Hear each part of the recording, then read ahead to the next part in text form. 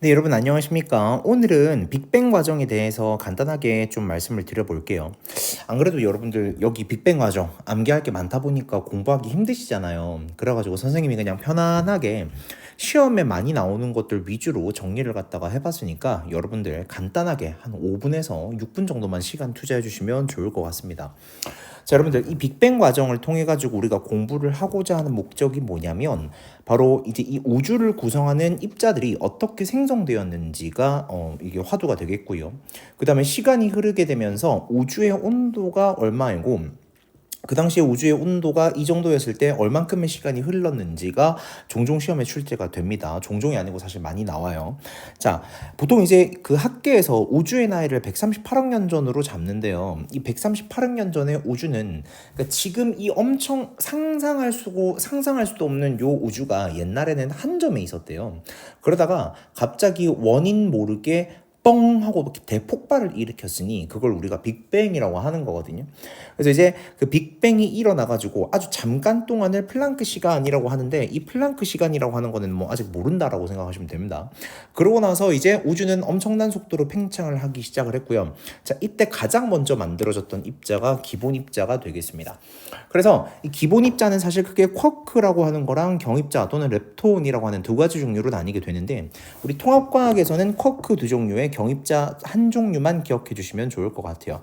그래서 일단 쿼크는 플러스 3분의 2 전하량을 띠는 위쿼크, 업쿼크라고 얘기를 하거든요. 보통 이제 한국어로 위쿼크라고 얘기를 하는데 이 위쿼크가 생겼고 그 다음에 이제 마이너스 3분의 1 전하를 띠게 되는 D, 다운쿼크, 아래쿼크로 번역을 하죠.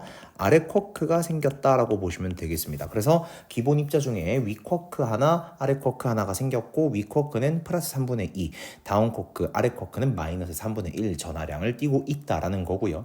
자, 그 다음에 이제 경입자 중에서는요, 바로 이 마이너스 1 전하를 띠는 바로 전자가 되겠습니다. 전자는 이제 뭐 줄임말로 기호 E 이렇게 쓰거든요. 그리고 이때 이 전자 같은 경우에 엄청나게 운동 속도 자체가 이제 이때 우주가 엄청 초고온이잖아요. 그 초고온이어가지고 엄청 빠르다 보니까 이 빅뱅 과정에서 방출되었던 빛이 계속 그 직진해 나가야 되는데 여러분들 뭐 다들 아시겠지만 빛은 직진을 하려고 하잖아요. 그런데 전자가 자유롭게 운동을 하다 보니까 이 전자와 빛이 충돌해가지고 빛이 그 자체가 직진을 하지 못하고 퍼져나갑니다. 그러니까 빛이 산란된다라고 표현을 하죠. 그래서 이 전자 때문에 빛이 산란되게 돼요. 빛이 산란되게 되면 기본적으로 우주는 불투명한 상태를 유지를 한다라는 거 일단은 좀 알고 계세요. 자, 그 다음에 시간이 계속 흘러가지고 기본 입자가 만들어진 이후에 양성자, 중성자가 두 번째로 생기게 됩니다. 이때 양성자 같은 경우에는요. 쿼크 3개 그리고 역시나 중성자 같은 경우에도 쿼크 3개가 결합을 하게 되는데 결합한 쿼크의 종류가 살짝은 달라요. 그래서 이걸 좀 암기를 해주셔야 되는데 양성자 같은 경우에는 위쿼크, 아래쿼크, UUD가 결합을 했어. 자, 그런데 위쿼크는 플러스 3분의 2 전하량이고 플러스 3분의 2 전하량이고 마이너스 3분의 1 전하량이니까 요거를 다 더하면 플러스 1 전하가 나오게 되는 거죠. 요렇게 해서 양성자의 전하량이 플러스 1이 된 겁니다. 자, 그 다음에 이제 중성자 같은 경우에는 위쿼크, 아래쿼크가 결합을 했습니다. 그래서 플러스 3분의 2, 마이너스 3분의 1, 마이너스 3분의 1 다 합하면 0 나오죠. 그래서 이 중성자 같은 경우에는 전하량이 없다 이렇게 되게 된 건데 맨 처음에 사실 양성자와 중성자 같은 경우에는 1대1의 개수비를 갖다가 유지를 했었거든요. 그런데 양성자, 중성자의 시대가 막을 내릴 때쯤이면요. 갑자기 중성자 일부가 양성자로 바뀌게 돼요. 참고로 양성자는 P라고 그러고 중성자는 N이라 그러더라. 그래서 다시 중성자 일부가 양성자로 바뀌게 되면서 종래는 개수비가 1대1이었던 것이 7대1로 바뀌게 되었습니다. 이 7대1 양성자와 중성자의 개수비가 7대1이라는 것도 시험에 되게 잘 나오니까 우리 학생들 기억해 두시면 좋겠죠. 자, 그런데 이때 이 7대1의 개수비로 유지가 되던 양성자, 중성자가 온도가 더 내려감에 따라 가지고 자기들끼리 묶여지게 되면서 비로소 원자핵이라는 게 만들어지게 됩니다. 그래서 12개의 양성자는 12개의 수소 원자핵이 그대로 되었고 그 다음에 이 중에 14개의 양성자 중에 12개는 그대로 수소 원자핵이 되었고 2개의 양성자가 2개의 중성자와 합쳐져 가지고 1개의 헬륨 원자핵이 되었습니다.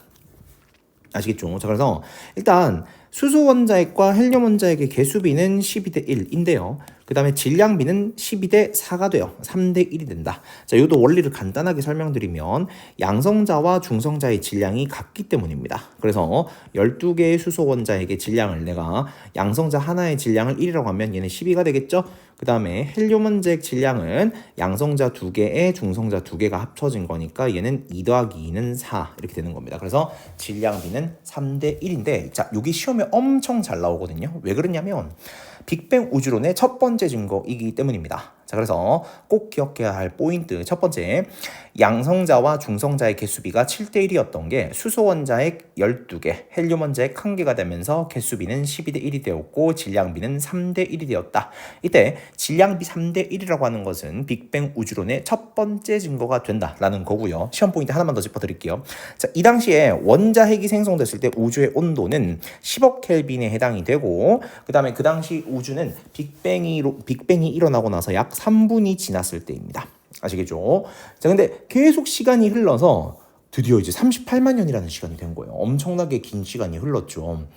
이제 우주는 너무나도 크게 팽창한지라 온도는 더욱더 내려가서 약 3000 켈빈의 온도가 됐습니다. 역시 이것도 시험 포인트예요. 근데 온도가 이렇게 내려가 버리게 되니까 아까 기본 입자 중에 전자가 되게 자유롭게 움직이고 있다가 지가 가진 운동 에너지를 잃고 원자핵이 속박되기 시작합니다. 네, 그러면서 원자핵이 속박되기 시작하면서 원자핵에 전자가 결합한 걸 우리가 원자라 그러잖아요. 그럼 맨 마지막으로 이 원자의 시대가 도래했다라고 보시면 되겠고요. 그래서 이때 12개의 수소 원자핵이 12개의 전자와 만나서 12개의 수소 원자가 되었고 그 다음에 1개의 헬륨 원자핵에 전자 2개가 속박되어서 1개의 헬륨이 되었다. 그러니까 여전히 개수비는 12대 1이고 질량비는 3대 1이 유지가 되는 거죠. 너무 중요하다. 자, 근데 얘들아 여기서 그 전자가 원자에게 속박됐을 때 자기가 가지고 있던 마지막 에너지를 갖다가 우주로 방출을 해버리거든요. 그 우주로 방출했던 것을 우리가 뭐라고 부르냐면 그렇죠. 우주배경 복사라고 얘기를 하는 거예요.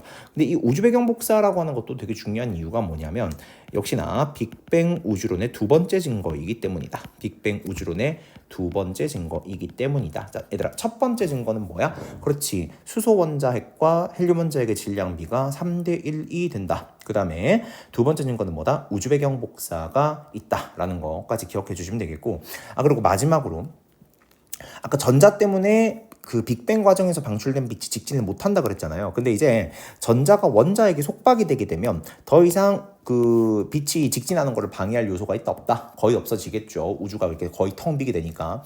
그러면서 이제서야 빅뱅 과정에서 방출되었던 빛 에너지가 직진을 하게 되면서 우주가 본격적으로 투명해지기 시작했다라고 보시면 됩니다. 자, 그러면 우주가 투명해지기 시작한 시기는 언제이다? 그렇죠. 빅뱅이 일어나고 나서 38만 년이 지난 시점, 우주의 온도는 3000 켈빈일 때라고 말씀을 드릴 수가 있겠습니다. 자, 그래서 오늘 간단하게 이 빅뱅 과정에 대해서 여러분들이랑 말씀을 드려봤고요. 다음 시간에는요. 뭐 더 즐거운 얘기로 한번 찾아보도록 하겠습니다. 아시겠죠? 수고하셨습니다.